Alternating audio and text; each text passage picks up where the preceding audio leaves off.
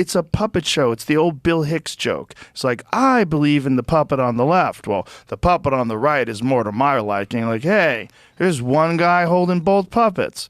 Like, that's the old Bill Hicks joke, and that's kind of what the fuck is going on. And we get caught up in these ideological battles, and all the while they're inching us closer to nuclear war. They're pushing dangerous pharmaceutical drugs into our lives.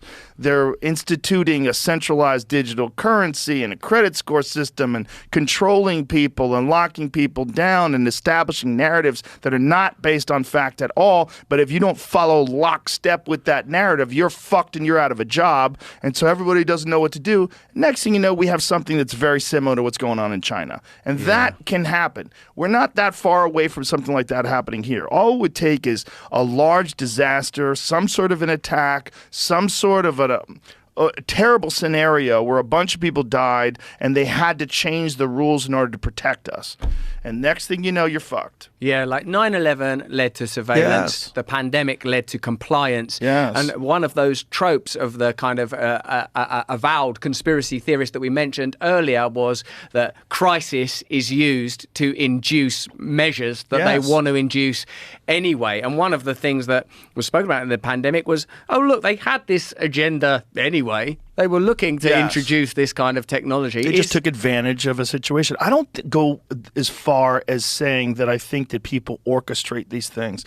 I don't think anybody orchestrated the pandemic. I think the pandemic came out of that Wuhan lab.